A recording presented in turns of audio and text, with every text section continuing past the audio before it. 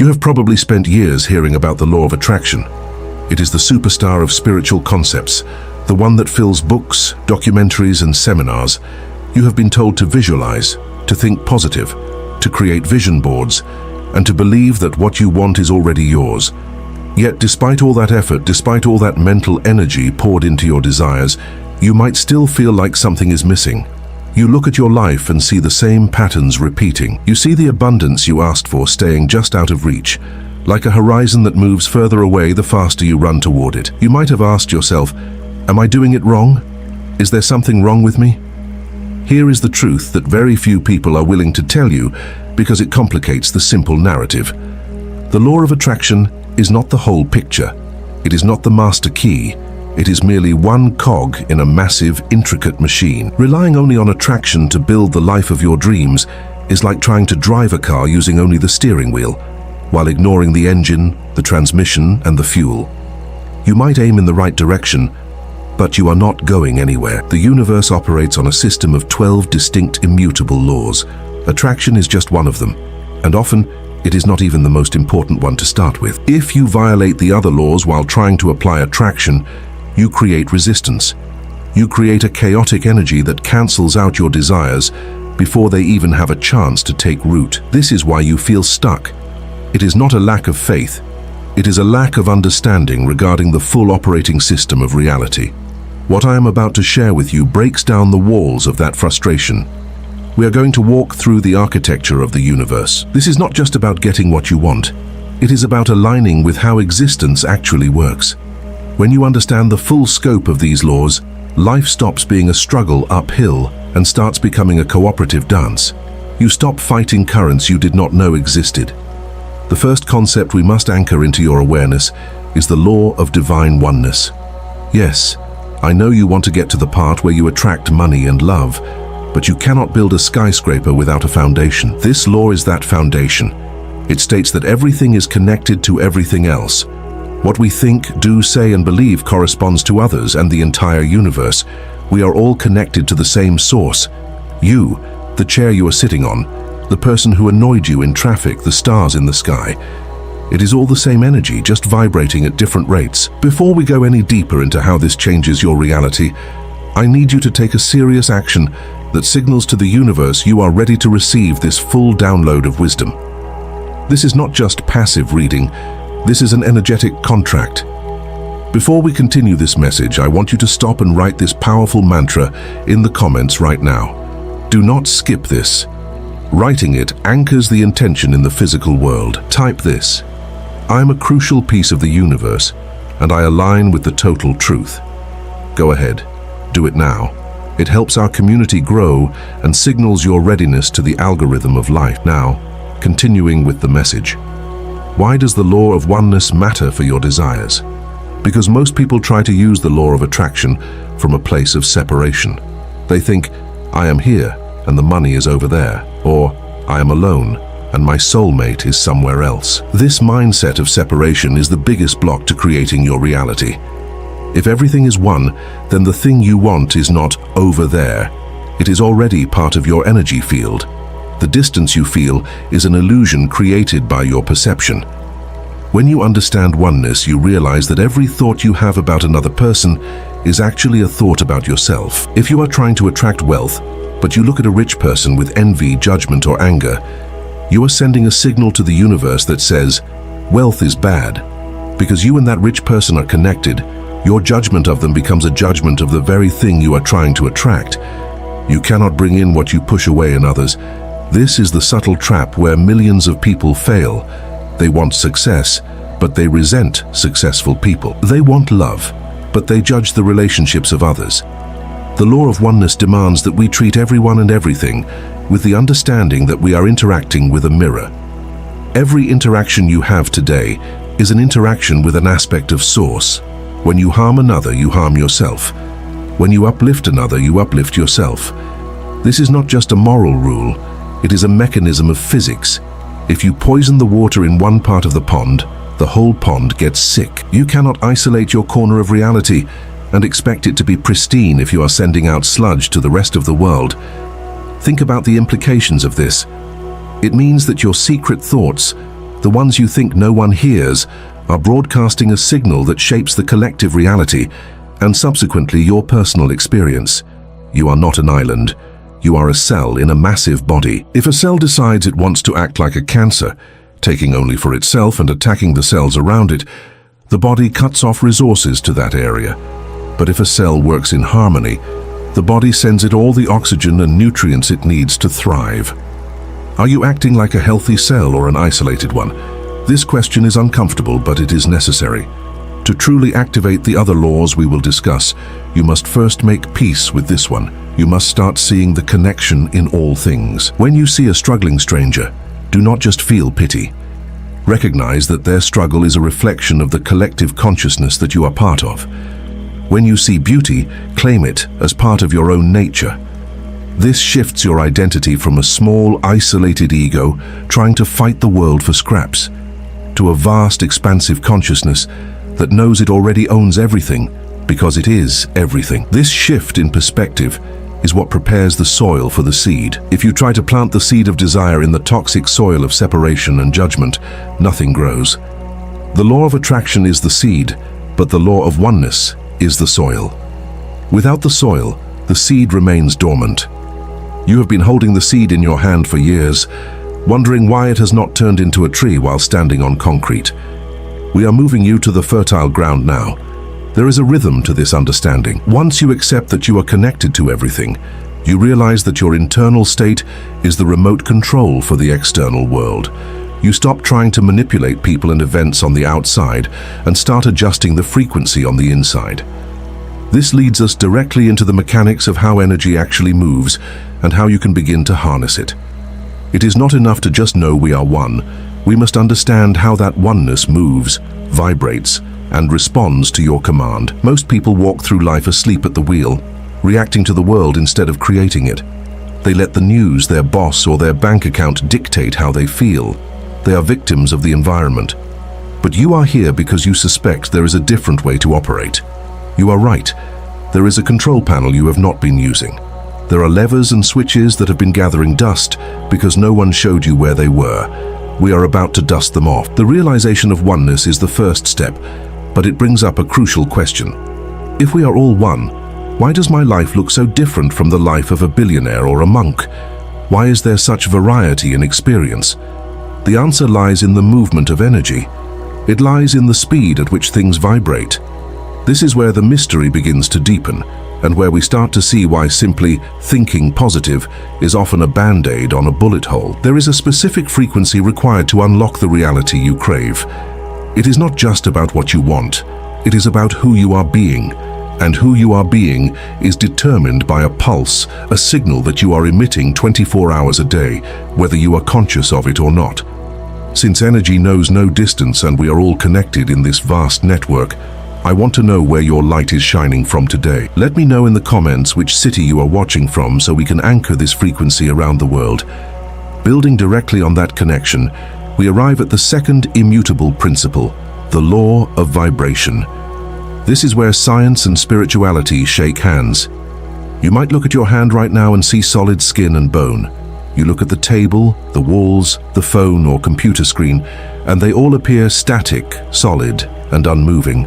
But your eyes are deceiving you. If you were to look at any of these things under a powerful microscope, you would see something entirely different. You would see a dance of protons, neutrons, and electrons. You would see vast amounts of empty space. Nothing creates a standstill. Everything is moving. Everything is vibrating at a specific speed or frequency. This is the mechanics behind the magic you are seeking. The only difference between a block of ice, a flowing river, and invisible steam is the rate of vibration. They are the same substance, H2O, but their frequency dictates their form. This applies directly to your life. The difference between you being broke and you being wealthy, or you being lonely and you being in a loving partnership, is simply a difference in frequency. You are the same essence, but your energetic state determines which version of reality becomes solid for you. Most people treat their vibration like a reaction. Something good happens, they feel high. Something bad happens, they feel low. They are emotional thermometers, just reading the temperature of the room. To master your life, you must become the thermostat. You set the temperature. you set the vibration. If you want to tune into a specific radio station, you have to match that frequency exactly. You cannot listen to 98.5 FM if your dial is stuck on 102.3. It does not matter how much you pray or beg the radio to play the music. If the frequency does not match, you get static. Your thoughts and emotions are the dial. Every thought you think fires a neuron, creating an electrical impulse. That impulse is a broadcast. If you're constantly thinking about debt, worry, and lack, you are broadcasting on the lack frequency. The universe, being a giant mirror, has no choice but to reflect that signal back to you in the form of more bills and more stress. It is not punishing you. It is simply matching you. This is why you cannot fake it. You can say positive affirmations all day long, but if your gut is twisted in fear, your vibration is screaming fear, and that is what will materialize. Now, before we continue this message, write in the comments 1212 to claim your alignment with the higher laws. This number symbolizes the order and structure of the universe working in your favor. Also, if this message is unlocking something deep within you, if you feel a shift happening right now, consider supporting our work by clicking the Super Thanks button below. Your contribution is a powerful exchange of energy that helps us keep these lights on and continues to bring this wisdom to those who need it most. It is a beautiful way to say, I value this truth. Now let's go deeper. Once you understand that you are a broadcasting tower, you realize that you have a responsibility to manage your transmission. But vibration alone is not enough. This is where we introduce the third piece of the puzzle, the one that makes the law of attraction actually work. The law of action. This is the step that trips up the dreamers. We have been sold a fantasy that if we just sit on our meditation cushions and visualize Ferraris, one will pull up in the driveway. That is incomplete information. We live in a physical dimension. While the creation starts in the energetic realm, vibration, it is delivered through the physical realm, action. The law of action states that you must engage in actions that support your thoughts and dreams. Think of it this way. Vibration opens the door, but action walks through it. You can vibrate at the frequency of a new job all you want, feeling the excitement, seeing the office. But if you never send out a resume, if you never pick up the phone, if you never introduce yourself to people, the universe has no physical channel to deliver the goods. You are blocking the delivery truck. However, there is a nuance here that changes everything. We are not talking about grinding yourself into dust with hard labor. We are talking about inspired action. When you are vibrating at a high level, when you are aligned, you will get nudges. You will get a sudden urge to call an old friend, or turn left instead of right, or buy a specific book. That is the universe whispering the path of least resistance. That is inspired action. It feels like flow. It feels effortless. Most people are taking forced action. They are running around trying to force doors open, acting out of fear and desperation. That kind of action creates resistance. It lowers your vibration. The secret is to align your energy first. Get into that state of knowing it is done, and then move when you feel the impulse. The law of action is the bridge between the inner world of thoughts and the outer world of results. Without the bridge, your dreams stay on the other side of the river. You have to show the universe you are serious. Action is the language of physical reality. When you take a step, even a small one, you are telling the universe, I trust that this is happening, so I am preparing for it. If you are asking for a relationship, are you making space in your closet? If you are asking for abundance, are you managing the $10 you have with respect? These small actions are huge signals. They align your behavior with your vibration. If you ignore the law of action, you become a spiritual hoarder, collecting knowledge and good vibes but never using them to build anything real. You become stuck in potential. The graveyard is full of people who had great potential. We want kinetic energy. We want movement. So look at your life right now. Where are you stalling? Where are you waiting for a miracle without participating in the miracle? You are a co-creator, not a bystander.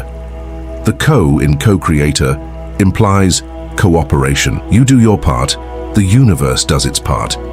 If you stop doing your part, the partnership stalls. This leads us to a frightening but liberating realization. If your vibration and your actions are creating your reality, then everything you see around you right now, your house, your bank balance, your relationships, is a direct printout of your past vibrations and actions. It is a mirror. This brings us to the next law, a law that explains why your external world is the perfect reflection of your internal world. This next concept removes the mask of blame forever and hands you the ultimate power to change the reflection in the mirror without touching the glass. But be warned, it requires you to accept full responsibility for everything you see.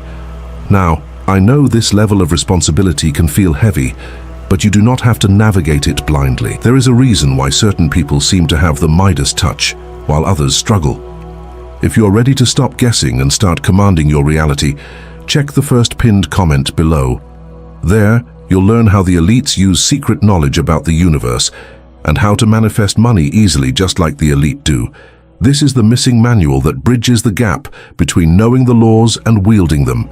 This brings us to the law of correspondence. You might have heard the ancient maxim, as above so below, as within so without.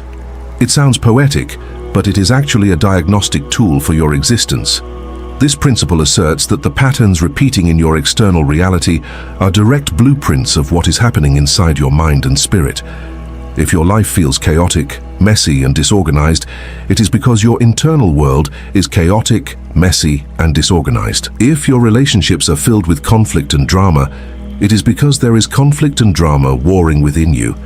This is the hardest pill to swallow because it completely eliminates the victim mentality. You can no longer look at your empty bank account and blame the economy. The law of correspondence says that your financial lack is merely a physical echo of a belief in lack that you are holding on to. You cannot change the reflection in a mirror by screaming at the glass. You cannot scrub the mirror to get the dirt off your face. You have to wipe your own face, and then instantaneously, the reflection changes. Most people spend their entire lives trying to manipulate the without while ignoring the within. They switch jobs, switch partners, move to new cities, and yet after a few months the same old problems resurface. Why? Because they took themselves with them. They took their internal correspondence pattern, so the new location simply reshaped itself to match their old vibration. To change your world, you must change your worldview. You have to cultivate the feelings of abundance, peace, and love internally before, and I mean before, you see any evidence of them externally. Before we continue this message, if you are not yet subscribed to the channel, take this moment to subscribe. By clicking that button, you are building a bridge between us, allowing these truths to reach you consistently. This simple act helps us continue creating meaningful, life-altering content for you, continuing the message. This internal work leads us inevitably to the fifth principle, the law of cause and effect. You probably know this as karma, or simply as the scientific rule that for every action, there is an equal and opposite reaction. Nothing happens by chance. There is no such thing as luck. There is only cause and effect. Every thought you think, every word you speak, and every action you take is a cause that sets a wave of energy in motion. That wave must eventually return to you. The problem is that in our modern society, we demand instant gratification. We eat a salad and expect to be thin instantly. We think one positive thought and expect $1 million to drop from the sky. But the universe operates with a buffer of time. There is often a delay between the cause and the effect. This time lag is where most people lose their way. You might be doing all the right things, thinking positively, working hard, treating people with kindness, and yet your life still looks the same. You get discouraged. You think, this doesn't work, and you give up. But you fail to realize that the current reality you are living in is the effect of causes you set in motion months or even years ago. You are living in the residue of your past choices. The new causes you are creating today, your new positive habits, your new mindset, are currently traveling through the energetic pipeline. They have not arrived yet. If you give up now, you stop the momentum just before the breakthrough. You must respect the lag time. You must trust that the effect is inevitable if the cause is sustained. This law creates a terrifying but empowering accountability. It means you are the architect of your destiny. If you send out judgment, you will be judged. If you send out love, you will receive love. But it is not always a straight line. You might help a stranger today, and the effect might not come back from that stranger. It might come back 3 weeks later in the form of an unexpected refund or a kind gesture from a neighbor. The universe is not a transactional vending machine, it is a complex ecosystem. The energy always returns, but rarely in the way you expect. Closely related to this is the sixth principle, the law of compensation. While cause and effect is about the mechanism, action, reaction, compensation is about the blessing. This law states that the visible returns you receive in life, money, friendships, joy, opportunities, are directly proportional to the value you provide. You cannot cheat this system. Many people want to be rich without providing value to others. They want to be loved without being loving. The law of compensation shuts that down. If you want more compensation, money, love, recognition, you must increase your contribution. It is that simple. How much value are you adding to the world? Are you serving others? Are you solving problems? Are you being a source of light? The universe is constantly auditing your contribution. If you feel undercompensated, it is likely because you are holding back your gifts. You are playing small. You are waiting for the world to give to you before you give to it. But the fire does not give heat until you put in the wood. You must provide the fuel first. The law of compensation guarantees that no act of kindness, no effort towards a goal, and no moment of genuine service is ever lost. It is recorded in the ether. Sometimes the compensation comes in the form of financial wealth, but other times it comes as peace of mind, improved health, or creative ideas. We often get tunnel vision, looking only for money, and we miss the massive compensation arriving in other forms. Understanding these laws strips away the confusion of life. You stop asking, "Why is this happening to me?" and start asking, "What did I broadcast to create this?" You move from being a victim of circumstance to being a master of your fate. But there is a catch. You can know all of this. You can understand the mechanics of cause and effect and compensation, but if you do not understand how to navigate the natural peaks and valleys of energy, you will get crushed by the weight of your own expectations. There is a subtle force that governs the movement of everything, a force that dictates the rising and setting of the sun, the tides of the ocean, and the fluctuations of your own motivation. If you fight this force, you will exhaust yourself. If you learn to ride it, you become unstoppable. This brings us to the next critical piece of the puzzle, a law that explains why you have bad days, even when you do everything right, and why that is actually a good thing. We are about to discuss the law of rhythm. This is where we learn patience. This is where we learn that a step backward is often just the pullback of a slingshot before it launches you forward. You have been beating yourself up for resting, for having off days thinking you are failing. But what if I told you that your downtime is just as important as your uptime? What if your winter is necessary for your spring? Most people panic when the tide goes out. They think the water is gone forever. They scramble, they worry, they force things. But the wise master knows the tide always returns. The next law teaches you how to keep your head above water when the waves get rough, and how to maximize your speed when the current is in your favor. This brings us to the heartbeat of the universe, the law of rhythm. Everything breathes. Everything has a tide. The sun rises and sets. The moon waxes and wanes. We see this in the seasons. Winter always gives way to spring, and summer always fades into autumn. Yet, when this law shows up in our own lives, we panic. We treat a down cycle like it is a permanent sentence. You have a bad month financially, or a relationship ends and you think, "This is it, it's over." You forget the rhythm. The law of rhythm states that everything vibrates and moves to certain rhythms. These rhythms establish seasons, cycles, stages of development, and patterns. Each cycle reflects the regularity of God's universe. Masters know that in order to master rhythm, you must not get too excited when the pendulum swings high, nor too despondent when it swings low. This is the secret of neutrality. Imagine a pendulum. The distance it swings to the right is the exact distance it must swing to the left. This is true for your emotions as well. If you allow yourself to swing wildly into ecstatic, uncontrolled highs where you lose your center, you are setting yourself up for a crash of equal intensity. This doesn't mean you shouldn't feel joy. It means you should maintain an inner stability that isn't dependent on external circumstances. When you are in a winter period of your life, do not freeze in fear. Know that spring is inevitable. Use the winter to rest, to plan, to sharpen your tools. When the tide goes out, you have access to parts of the shore you usually can't see. Explore them, gather your shells, the water will return. If you fight the rhythm, you drown. If you ride the rhythm, you use the momentum of the downswing to propel you into the upswing. You stop taking your failures personally and start seeing them as the necessary retraction before the expansion. An arrow must be pulled back before it can shoot forward. You are not failing, you are being pulled back. Aim. This rhythmic nature of reality links directly to the 8th principle, which is perhaps the most powerful tool for immediate mental alchemy: the law of polarity. This law is the master key to changing your mindset instantly. It states that everything is dual, everything has poles, everything has its pair of opposites.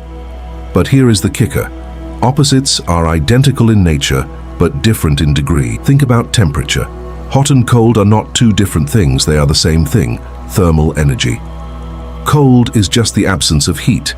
You cannot find the line on the thermometer where hot stops and cold begins. It is a sliding scale. The same applies to light and darkness, hard and soft, big and small. Why does this matter?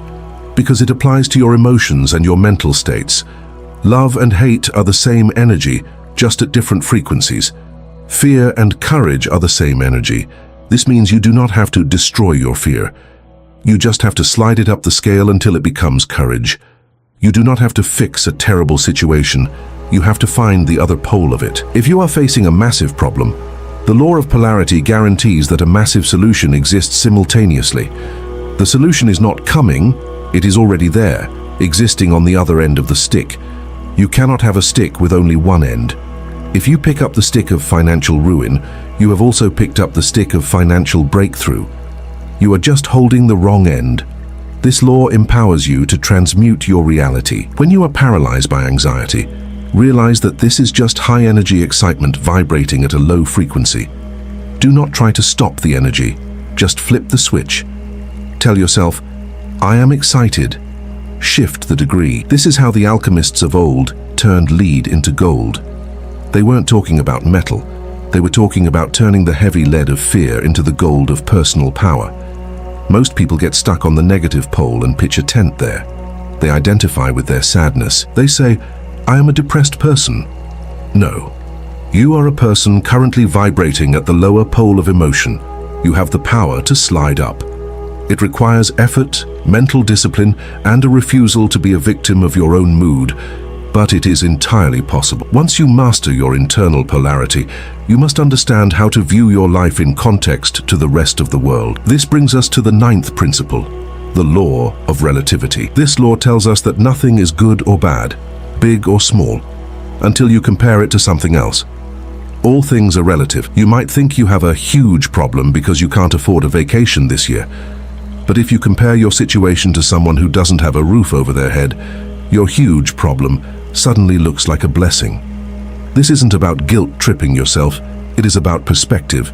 The law of relativity is designed to test you. The universe will send you challenges to see if you can maintain your perspective. When you are going through a test, view it as an initiation. Compare your problem to something worse, and you gain the strength to overcome it. Compare your success to someone further ahead, and you gain the motivation to keep climbing. The problem arises when we compare incorrectly. We compare our behind the scenes with everyone else's highlight reel. We look at social media and think everyone is happier, richer, and fitter than us. This is a violation of relativity. You are comparing apples to oranges. Use this law to stabilize your self-esteem. When you feel small, look at how far you have come. When you feel arrogant, look at the stars and realize how much you still have to learn. This keeps you grounded and sane. It prevents the ego from inflating too much and the spirit from collapsing under pressure. Every challenge you face is relative to your capacity to handle it. You are never given a problem that is bigger than your ability to solve it. If the problem is big, it is a compliment from the universe. It means you are ready for a big level up. Small people get small problems, giants get giant problems. If you are facing a giant, stand up tall. You have been drafted into the major leagues. We have covered the movement of energy, the duality of nature, and the importance of perspective, but there are still pieces missing. There is a generative force, a creative energy that exists in everything, which creates life itself. And there is the ultimate method of changing the very substance of your reality permanently. We are approaching the final chambers of wisdom. You might be wondering, if I do all this, how long does it take? That is a valid question. The universe has a gestation period for every seed. You wouldn't plant a carrot and dig it up the next day to see if it's growing. That would kill it. Yet you do this with your dreams all the time. There is a specific law that governs the creation of all things, masculine and feminine, and it is not just about biology. It is about the creative spark in your soul. Without this next law, nothing is born, nothing is created. Ideas stay as ideas, dreams stay as vapor. We need to ground them. We need to birth them. And beyond that, there is the final mastery, the ability to take energy from one form and completely transform it into another. Not just sliding the scale, but changing the game entirely. The architecture is becoming clear. You are seeing the scaffolding of your life. Can you feel the weight of this truth settling in? It is not heavy like a burden. It is heavy like gold. Solid, real, valuable. We are about to step into the realm of gender and transmutation. These are the active principles of creation. This is where you stop being just an observer of the rhythm and become the conductor of the orchestra. You cannot force a flower to bloom by pulling on the petals. If you do, you destroy it. This simple truth brings us to the 10th principle, one of the most misunderstood aspects of universal physics, the law of gender. Before you tune out thinking this is about biology or social roles, listen closely. This has nothing to do with being a man or a woman. It has everything to do with the two distinct energies that exist within every single particle of creation. We call them the masculine and the feminine principles. The masculine energy is the penetrative, assertive, directive force. It is the seed. It is the conscious thought that says, I want this specific outcome. It is the architectural plan. But a plan cannot build itself. A seed sitting on a concrete floor remains a seed forever. It needs the feminine energy. The feminine is the receptive, nurturing, creative soil. It takes the seed, wraps it in darkness, feeds it, and transforms it into life. In your life, you are constantly using both, but you are likely using them out of balance. This is why your desires are not materializing. You might be all masculine energy, constantly grinding, pushing, thinking, strategizing, and forcing. You are throwing seeds at a brick wall. Or you might be all feminine energy, dreaming, hoping, waiting, and feeling, but never setting a clear, directive intention or taking the necessary step. You are a fertile field with no crops because you never planted anything. Creation requires the union of these two energies. You must have the clear, sharp intention, masculine, and then you must release that intention into the nurturing void of trust, feminine, allowing it to grow in its own time. This introduces the critical concept of gestation. Every seed has a gestation period. An embryo takes 9 months. Wheat takes a season. Your dream also has a specific time it needs to bake in the unseen oven of the universe before it is ready to be served in the physical world. The problem is that you plant the seed of wealth or love today, and tomorrow you dig it up to see if it has roots. Is it working? Is it here yet? Your anxiety disrupts the gestation. You are aborting your own dreams because you lack the patience to let the feminine principle do its work. You must learn to trust the darkness of the soil. Just because you cannot see the results yet does not mean nothing is happening. Underground, the shell is cracking. The roots are reaching down and the shoot is preparing to break the surface. If you lose faith during the gestation period, you kill the crop. This law teaches us that there is a time for planting and a time for harvesting, and you cannot rush the harvest.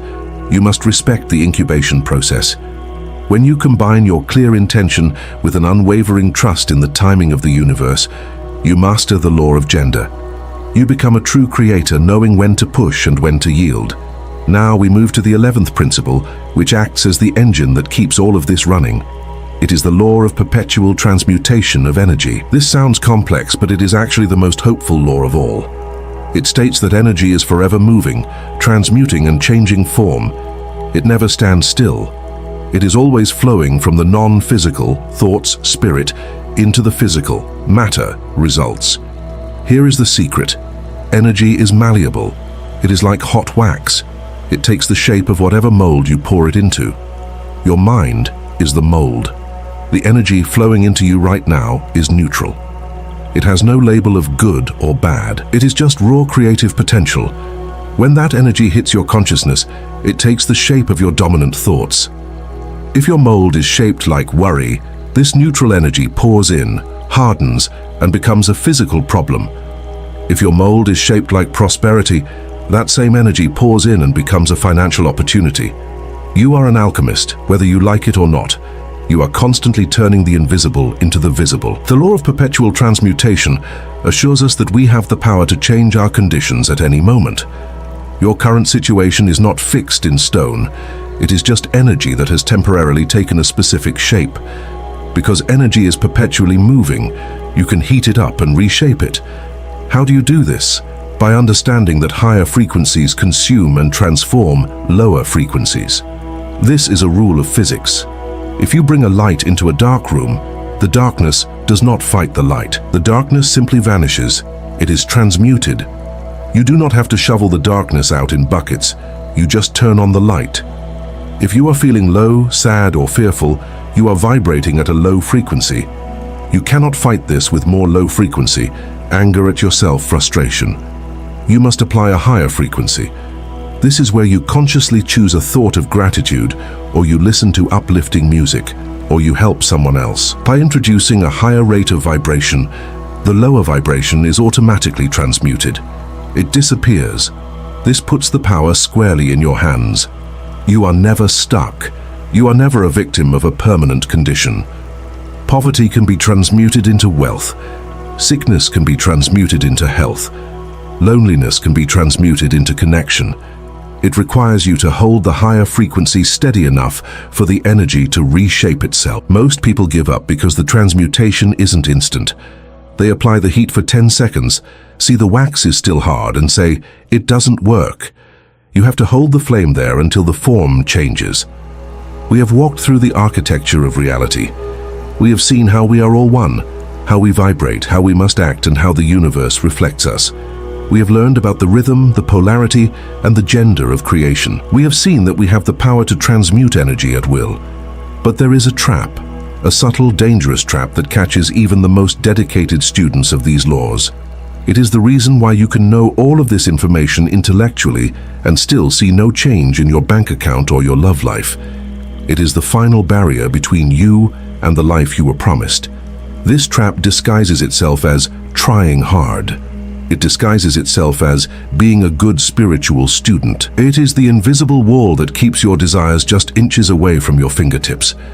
In the next section, we are going to dismantle this wall. We are going to talk about the final piece of the puzzle, the one that requires you to do the exact opposite of what you have been taught your whole life. If you miss this next part, all the work you have done up to this point might go to waste.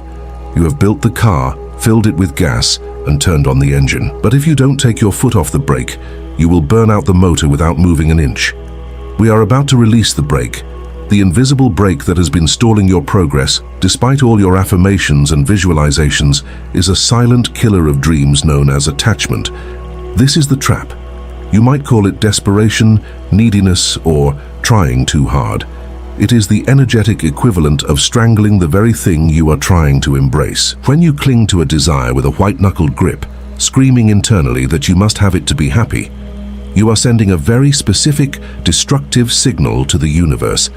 That signal is, "I do not have this." Let's go back to the mechanics we discussed. The universe does not respond to what you want. It responds to who you are being. It responds to your dominant vibration. If you are vibrating with the energy of needing, the universe creates more circumstances where you need. Need implies lack. Need implies a void. By obsessing over the outcome, checking for results every hour, and worrying about how it will happen, you are affirming the absence of your desire. You are arguing for your limitations. This is the great paradox of spiritual law. To get what you want, you must be okay with not having it. You must reach a point of emotional independence where your internal peace is not held hostage by external conditions. As long as your happiness is dependent on that check arriving or that person calling, you are a slave to the external world, and a slave cannot be a master of reality. Think about how you behave when you already own something. Do you worry about your car keys when they're in your pocket? Do you desperately affirm, I have keys, I have keys? No. You know they are there. You are indifferent. You are relaxed. That relaxation is the frequency of possession. That specific calm assurance is the magnetic state. Most people are vibrating at the frequency of chasing, and as the laws of physics dictate, when you chase something, it runs away. It has to. Polarity demands it. So, how do we release the brake? We apply the art of detachment. Detachment does not mean you stop caring. It does not mean you give up on your dream. It means you detach from the struggle and the obsession with the timing and the method. You set the intention. That is the masculine principle acting. And then you trust the process. That is the feminine principle receiving. You say, this or something better, and you walk away from the worry. When you truly detach, you signal to the universe that you trust its architecture.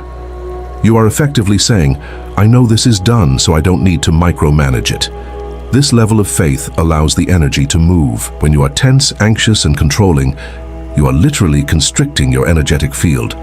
You are pinching the hose. No water can flow. The moment you let go, the moment you sigh and say, I surrender this, the kink in the hose uncoils and the abundance rushes in. How many times has this happened to you? You want something desperately, you fight for it, you cry over it, and nothing happens.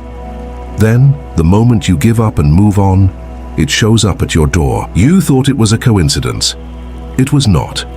It was the physics of resistance being released. You stopped pushing so the universe could finally deliver. This brings us to a deeper understanding of faith. Not the blind faith of wishing, but the scientific faith of knowing. Real faith is the understanding that the law never fails. If you plant a seed, you don't dig it up. You have faith in the soil. If you drop a ball, you don't wonder if gravity will work today. You have faith in the law of gravity. Why do you treat the laws of your own life with such suspicion? You must cultivate a sense of, it is done.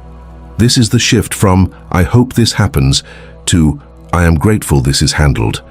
Gratitude is the ultimate receiver. When you give thanks for something before you see it, you are hacking reality. You are convincing your subconscious mind that the event has already occurred. Since your subconscious cannot tell the difference between a real event and a vividly imagined one, it begins to accept this new reality as truth. And once the subconscious accepts it, the external world must rearrange itself to match that internal truth. This is the law of correspondence in action. But there is an enemy to this state of knowing: the analytical mind. Your logical brain wants proof before it believes. It looks at your bank account and says, there is no money here, stop deluding yourself. This is where the battle is won or lost. You must learn to ignore the evidence of your senses when that evidence contradicts your vision. This sounds like madness to the average person, but it is the sanity of the master. The senses only tell you what was created in the past. They report on the residue of your old thoughts. To create the new, you must withdraw your attention from the current circumstances and place it entirely on the desired reality. This is the mental discipline I spoke of earlier. It is easy to be positive when things are going well. It is easy to trust when the money is flowing. But can you hold the vision when the storm is raging? Can you stand in the middle of a breakdown and see the breakthrough? That is the test. That is what separates the dreamers from the achievers. The universe will often test your resolve just before the breakthrough. It is the darkest hour before the dawn. Things might seem to get worse before they get better. This is often just the chaos of reconstruction. If you want to renovate a house, you have to tear down the old walls first. It looks like a mess. It looks like destruction. But if you panic and stop the construction crew, you are left with a ruin. If you trust the architect, you get a palace. You are currently in the renovation phase. Do not judge the mess. The dust is just proof that work is being done. This leads us to the final integration. We have the laws, we have the warnings, we have the map. But how do we live this? How do you wake up tomorrow and actually apply these 12 distinct principles without getting overwhelmed? You don't need to memorize a textbook. You need a simple way to weave this into your daily existence so that it becomes your automatic operating system. You are standing on the precipice of a new life. The old version of you, the victim, the struggler, the chaser, is dying. Let it die. It is heavy, and you cannot carry it where you are going. You are becoming a conscious conductor of energy. The final step is not a law but a lifestyle. It is the synthesis of everything we have discussed into a single, potent way of being. It is the answer to the question, what do I do when I wake up? We are about to seal this knowledge. We are about to lock it in so that it doesn't fade away like a dream after you finish reading. This is where we turn information into transformation. You have now received the blueprints to the machinery of existence. You are no longer walking through the dark without a flashlight. However, there is a massive difference between having a map and walking the path. The library of the world is filled with individuals who know these laws intellectually, but are still living in quiet desperation. They can quote the law of vibration, yet they live in fear. They can explain the law of compensation, yet they are broke. Why? Because knowledge is only potential power. It becomes actual power only when it is applied. This brings us to the integration phase. How to weave these 12 strands into a rope strong enough to pull you out of your current reality and into the one you deserve. Living these laws is not a part-time hobby. You cannot be a conscious creator on Sunday morning and a victim on Monday afternoon. The universe does not take breaks. Gravity does not take a day off. These laws are operating 24 hours a day, 7 days a week.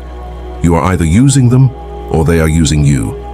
To truly change your life, you must make the shift from occasional practice to a permanent state of being.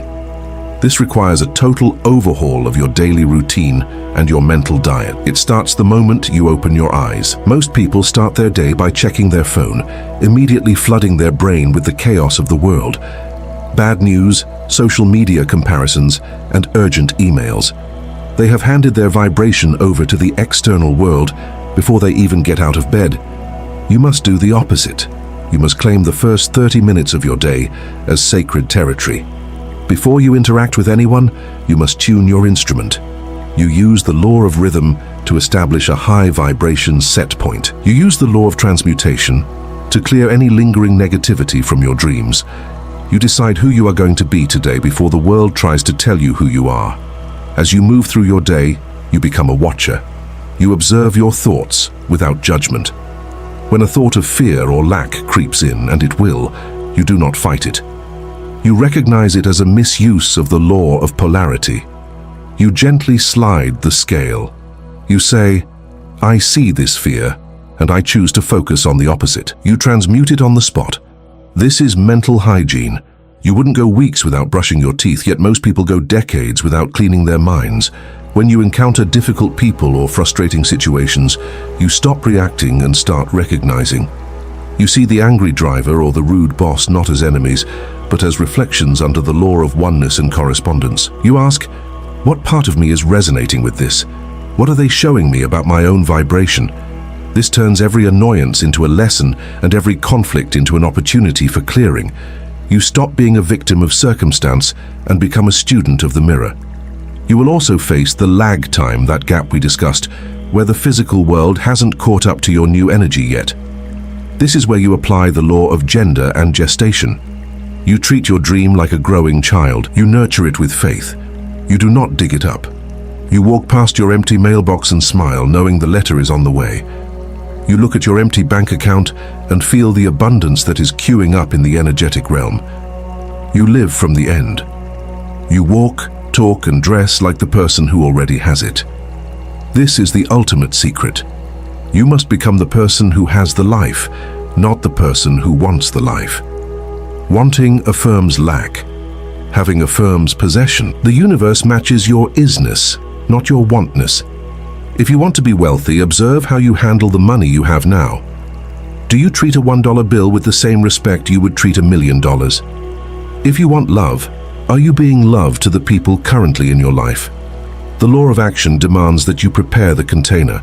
If you are asking for the ocean, do not stand at the shore with a thimble. Bring a bucket, build a reservoir, show the universe you can handle what you are asking for. There will be days when you fail. You will snap at your spouse, you will spiral into worry, you will feel heavy. Do not judge yourself.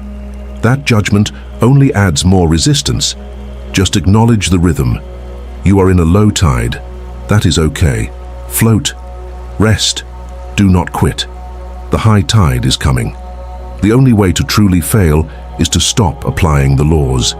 As long as you get back up and realign, You are moving forward. You are the operative power.